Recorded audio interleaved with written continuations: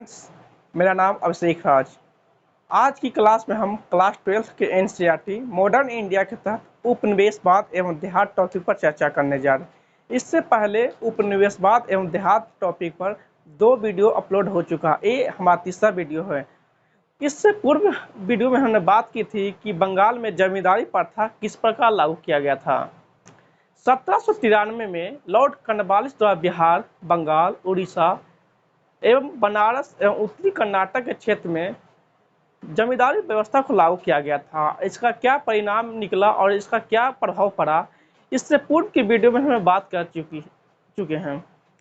आज की वीडियो में हम अस्थायी बंदोबस्त को विस्तार जब ब्रिटिश सरकार पूर्वी बंगाल की ओर कर रहे थे, तो उस दौरान पहाड़ी क्षेत्रों पर और संथाल के आदिवासी लोगों पर इसका क्या प्रभाव पड़ा, इस पर चर्चा करने जा रहे हैं। पहाड़ी लोगों पर इस अस्थायी बंदोबस्त का क्या प्रभाव पड़ा, इस पर हम चर्चा करने से पहले बात करते हैं कि पहाड़ी लोग किसे कहते हैं और इसके जीवन शैली क्या होते हैं।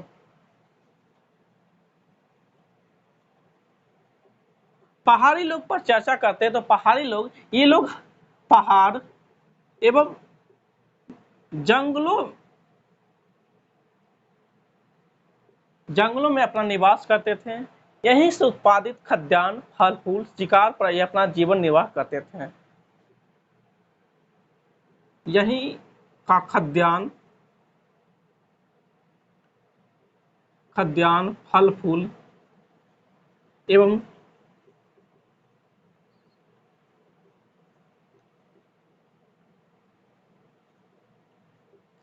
शिकार करके अपना जीवन यापन करते थे।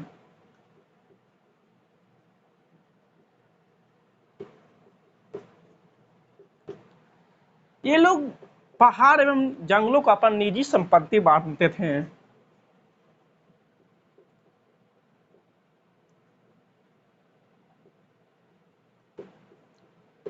तथा इनका जीवन का आधार ही पहाड़ एवं जंगल होता है।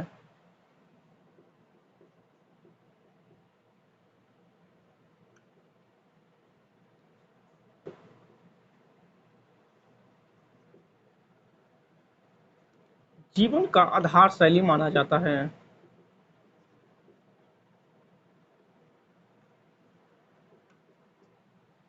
पहाड़ एवं जंगल इनका जीवन का आधार शैली माना जाता है।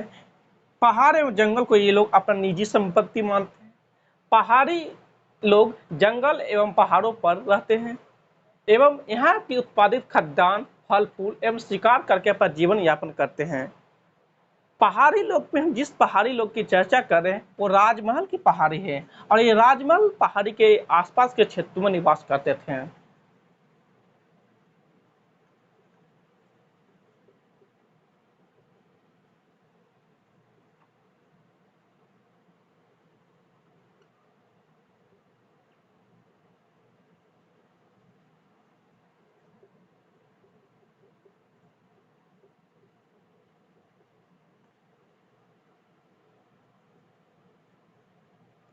करते थे। पहाड़ी लोग के जीवन यापन के लिए ये लोग कृषि कार्य, व्यापार एवं जंगलों से उत्पादित फल फूल पर ये आश्रित रहते थे। पहाड़ी लोग कृषि कार्य में झूमिंग कृषि करते थे।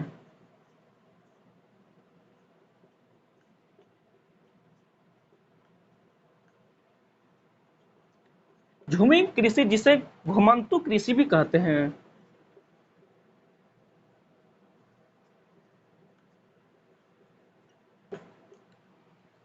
झूमिंग कृषि कृषि की वह पद्धति है जिसमें जंगलों को काटकर, साफ कर एवं आग लगाकर उसमें कृषि योग्य बनाया जाता था। जब तक इस खेती में उर्वरता की मात्रा अधिक रहती थी, तब तक इन लोगों द्वारा खेती की जाती थी और जब इसमें उर्वरता कम जाती थी तो ये लोग एक स्थान से अन्य स्थान पर जाकर वहाँ के जंगलों को काटकर, साफ करके और आग लगाकर खेती करते थे। यही परंपरा ये लोग अपनाते थे। व्यापार में रेशम का कोया एवं राल आदि को ये बेचा करते थे। रेशम का कोया एवं राल आदि को ये लोग बेचते थे। फल फूल में इन्हें महुआ का फूल प्राप्त होता था।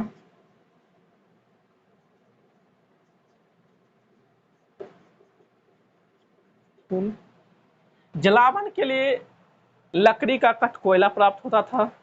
इन लोग पहाड़ी लोग का ये जीवन शैली था। पहाड़ी लोग समुदाय में रहते थे। ये लोग कभी भी अकेले नहीं रहते थे। इनका एक समुदाय होता था, झुंड होता था, और जिसके प्रधान को हम मुखिया कहते हैं।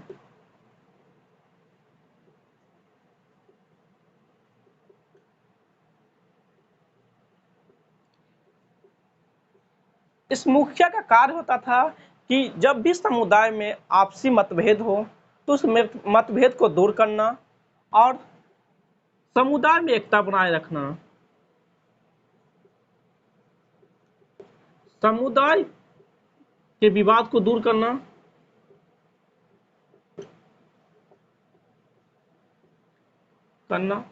ये नंबर 1। दूसरा कार्य था कि समुदाय में एकता को बनाए रखना।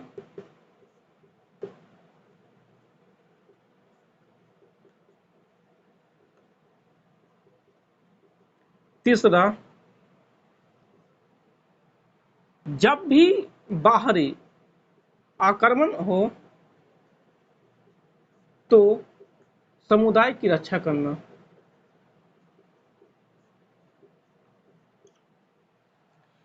ये समुदाय के मुखिया को उत्तरदायी होता था कि जब भी समुदाय में कोई विवाद उत्पन्न हो तो उस विवाद को दूर करना, समुदाय में एकता को स्थापित करके रखना, एवं जब भी अन्य जनजाति या लोगों द्वारा समुदाय पर आक्रमण हो तो उस आक्रमण से समुदाय की रक्षा करना। पहाड़ी लोग अक्सर मैदानी लोगों पर आक्रमण करते रहते थे। मैदानी लोग उस लोग को कहते हैं जो अस्थायी कृषि कार्य करते थे, एक जगह बसे होते थे, यानी मैदानी समुदाय।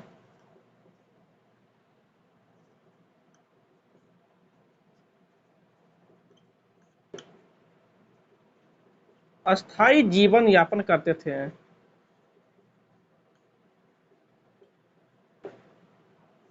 एवं अस्थायी कृषि कार्य करते थे। ये लोग एक ही स्थान पर रहकर अपना जीवन यापन करते थे और एक ही स्थान पर कृषि कार्य करते थे, और इसे मैदानी समुदाय कहते हैं।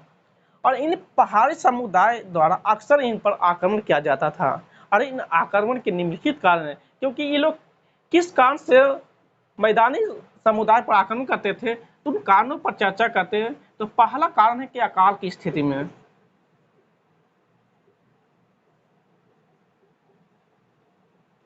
जब भी अकाल पड़ता था तो उस दौरान पहाड़ी लोग अपने आप के अस्तित्व को बचाए रखने के लिए अक्सर मैदानी लोग पर आक्रमण करते थे। यहाँ लूटपाट करते थे ताकि इन्हें कुछ खाद्यान्न की प्राप्ति, खाद्य पदार्थ की प्राप्ति हो सके। दूसरा, अपनी ताकत की प्रदर्शन करने के लिए।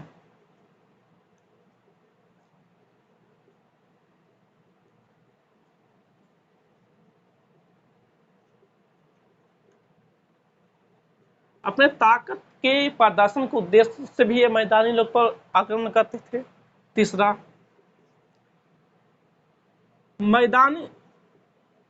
मैदानी लोगों से राजनीतिक संबंध बनाने के लिए। ये 3 कारण है कि पहाड़ी लोग समुदाय लोग पर मैदानी लोगों पर आक्रमण करते थे। पहला, अकाल की स्थिति में।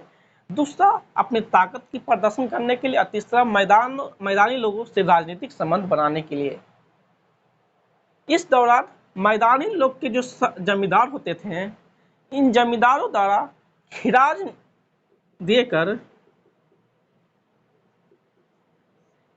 नामक कर देकर पहाड़ी लोगों से शांति व्यवस्था को खरीदना पड़ता था, क्योंकि इनके आक्रमण से जान माल की रक्षा करने के लिए यहाँ के जमींदार मैदानी लोग के जमींदार खिराज कर देते थे। किसको? तो तो ये देते थे पहाड़ी लोग को, और इसके बदले इन्हें शांति भी मिलती थी, शांति व्यवस्था को बहाल की जाती थी।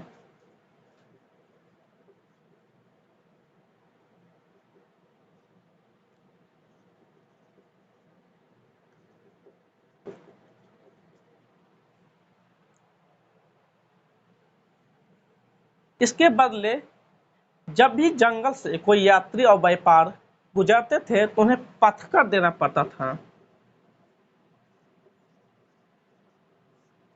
पथकर वो कर है जो यात्री और व्यापारी को देना होता है कि जब भी हम आपके मार्ग से गुजरे तो आप हमारे धन संपदा को लूट पाट नहीं कीजिएगा। इसके बदले पहाड़ी लोगों को पथकर दिया जाता था और अपने समुदाय की हिफाजत के लिए मैदानी जमींदारों द्वारा खिराज नामक कर दिया जाता था, ताकि उनके क्षेत्र में शांति व्यवस्था को कायम रखा जाए।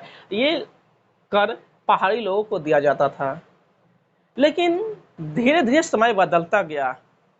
ब्रिटिश सरकार द्वारा 1793 में अस्थायी बंदोबस्त लागू किया गया और उन्हें रेवेन्यू की अधिक चाहत के से उन्होंने पूर्वी बंगाल की ओर अपना ध्यान केंद्रित किया और जहां जंगल और पहाड़ों को काटकर उन्हें खेती योग्य बनाना शुरू कर दिया। जब ब्रिटिश सरकार द्वारा पहाड़ी लोगों को शांति व्यवस्था कायम करने के लिए एवं अस्थायी कृषि कार्य के लिए कहा गया तो ये लोग तैयार नहीं हुए। इनमें से कुछ पहाड़ी लोग के मुखिया तैयार हुए जो तत्कालीन वहां के जो गवर्नर होते थे उनसे जाकर एक वार्षिक वेतन पर शर्त मानने के लिए तैयार हो गए, जिसे वैतनिक मुखिया कहते हैं। और ये तत्कालीन भागलपुर के गवर्नर ऑगस्टन क्लीवलैंड द्वारा किया गया था।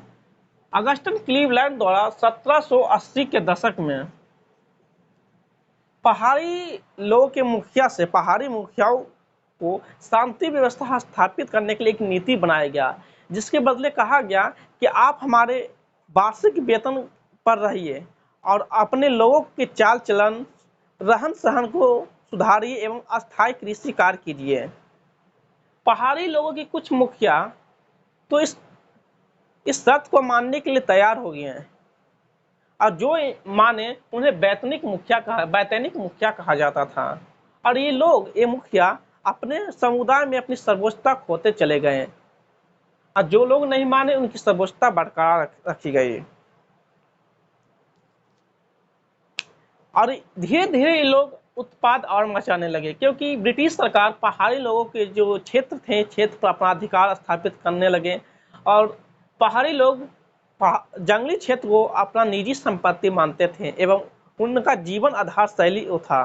तो इनको लगा कि ब्रिटिश सरकार द्वारा हमारे रहन सहन खान पीन में परिवर्तन कर रहा है।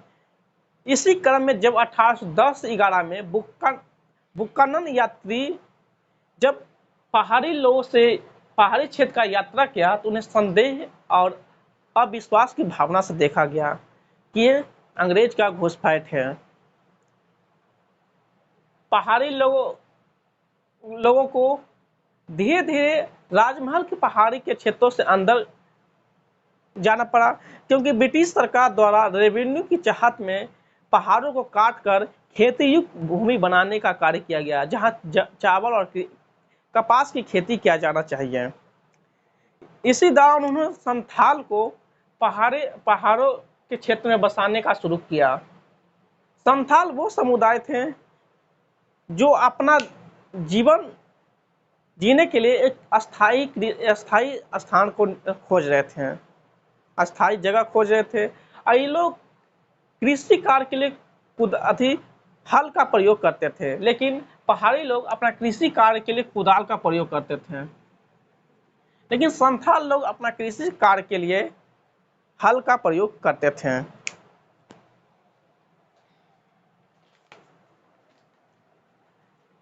इन लोगों द्वारा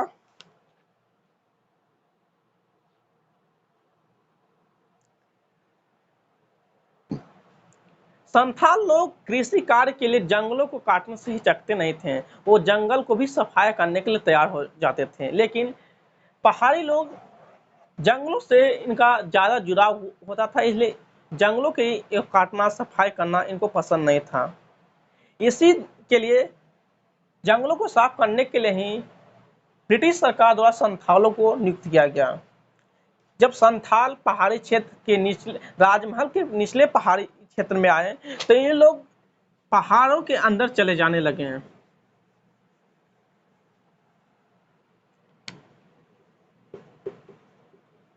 संथाल के आगमन से पहाड़ी लोगों को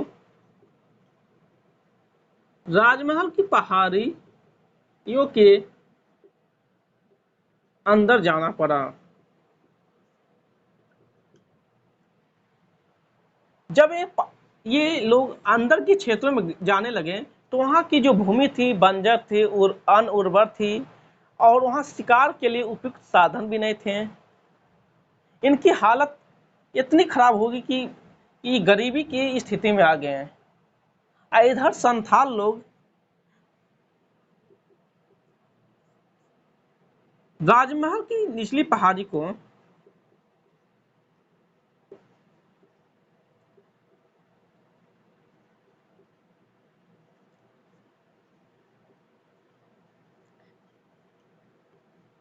काटकर खेती योग्य बना दिया, जहां चावल एवं कपास की खेती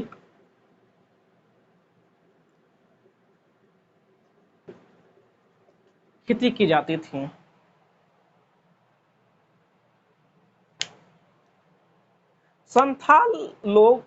संथालों से ब्रिटिश सरकार ने ये एग्रीमेंट किया कि जो भी हम आपको भूभाग प्रदान कर रहे हैं वो भूभाग को कम से कम आपको 10 वर्ष के लिए 10वें हिस्से, यानी मान लीजिए कि हम संथाल को 100 एकड़ भूमि प्रदान किया गया तो उस 100 एकड़ में 10 एकड़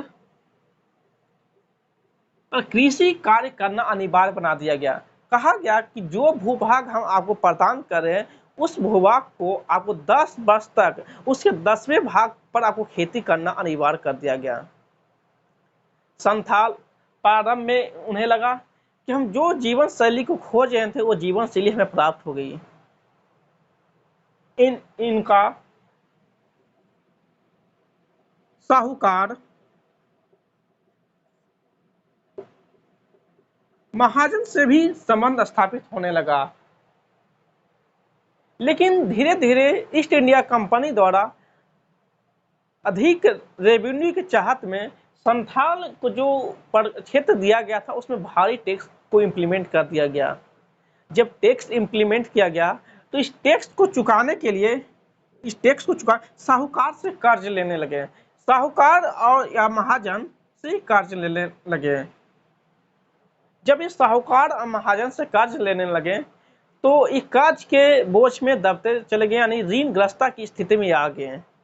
जब ऋणग्रस्तता की स्थिति में ये आए तो इनके जमीनों पर धीरे धीरे इनका जमीन बिकने लगा और इनके क्षेत्र में बाहरी लोग जैसे साहूकार, महाजन और गैर आदिवासियों का प्रवेश होने लगा, जिसे दीकू कहते हैं।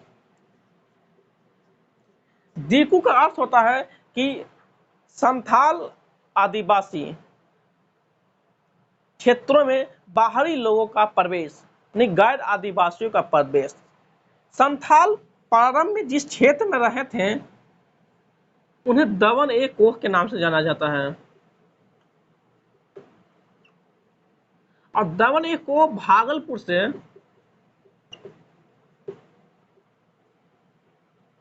राजमहल की पहाड़ी तक का क्षेत्र, भागलपुर से राजमहल की पहाड़ी तक का क्षेत्र हम दमन ए कोह कहते हैं और इनके पूरे भूभाग को हम दमन ए कोह कहते हैं। लेकिन जब इस साहूकार और महाजन से कर्ज लेकर ईस्ट इंडिया कंपनी के रेवेन्यू को भुगतान करने लगे तो धीरे धीरे ऋणग्रस्तता की स्थिति में आते गए और ऋणग्रस्तता की स्थिति इतना हुआ कि इनके क्षेत्र में बाहरी लोगों का प्रवेश चालू हो गया, जिसे हम दीकू कहते हैं। इनकी भूमि अब बिकने लगी। इनको अंग्रेजों के जो अंग्रेजों का चरित्र था उन्हें पता चलने लगा। इसलिए ये लोग चाहते थे कि हमारा क्षेत्र में हमारा एक शासन हो, उसका प्रशासन हो। इसी क्रम में इन्होंने 1855-56 में संथाल विद्रोह करते हैं। अंग्रेजों से छुटकारा पाने के लिए इन्होंने 1855-56 में संथाल विद्रोह, जिसे हम नाम से जानते हैं, संथाल विद्रोह आपको 1855 और 56 में हुआ था, जिसका नेतृत्व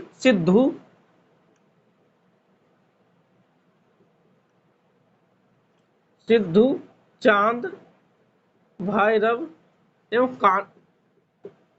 कान्हू ने किया था। ये 4 भाई थे, सिद्धू, चांद, भैरव और कान्हू ने संथालों का नेतृत्व 1855-56 में किया था, जिसका कारण था कि अस्थायी बंदोबस्त द्वारा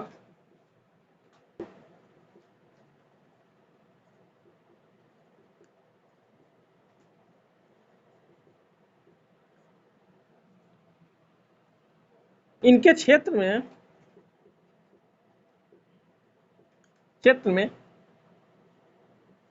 ज्यादा लगान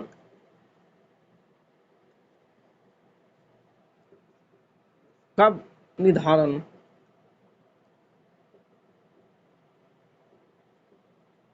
ब्रिटिश सरकार द्वारा अस्थायी बंदोबस्त के द्वारा इनके क्षेत्र में ज्यादा से ज्यादा लगान को निर्धारण किया गया। दूसरी ओर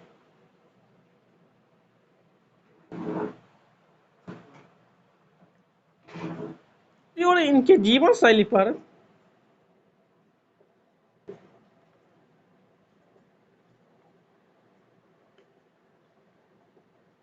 बाहरी लोगों का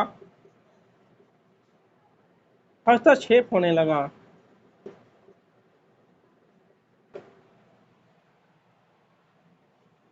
इसी कारण के चलते 1855-56 में संथाल विद्रोह हुआ। संथाल विद्रोह का परिणाम यह हुआ कि ब्रिटिश सरकार द्वारा 1856 में संथाल परगना नाम का एक जिला बनाया गया।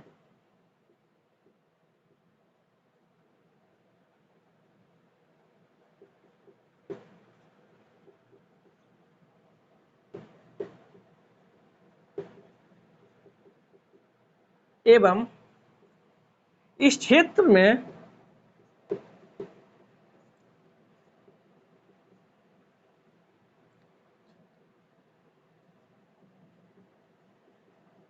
आदिवासियों के लिए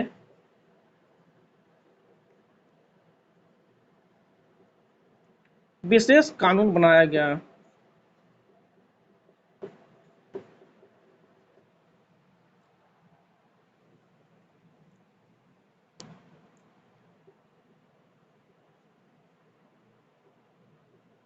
संथाल के प्रधान को मान्यता दिया गया तथा ग्रामीण अधिकारी को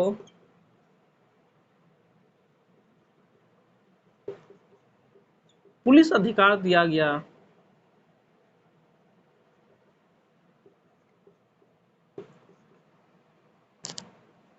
इसके अलावा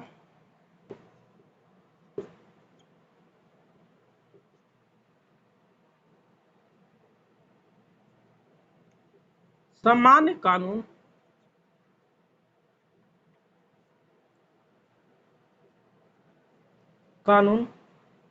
संथाल क्षेत्र में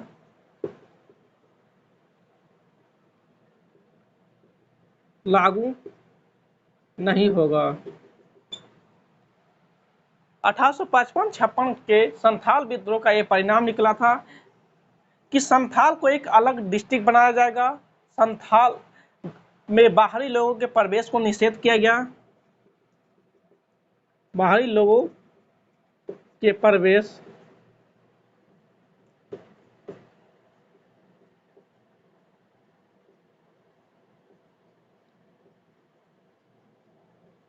निषेध किया गया। इसके अलावा संथाल के जो प्रधान होते हैं उनके प्रधान को मान्यता दिया गया, ग्राम अधिकारी को पुलिस का अधिकार दिया गया एवं समान कानून जो अन्य क्षेत्र में लागू हुआ उसे संथाल क्षेत्र में लागू नहीं किया जाएगा। ये संथाल विद्रोह का परिणाम निकला। आज की क्लास यहीं तक। जो भी हमारे चैनल पर नए कृपया चैनल को सब्सक्राइब करें, शेयर करें, लाइक करें। Thank you.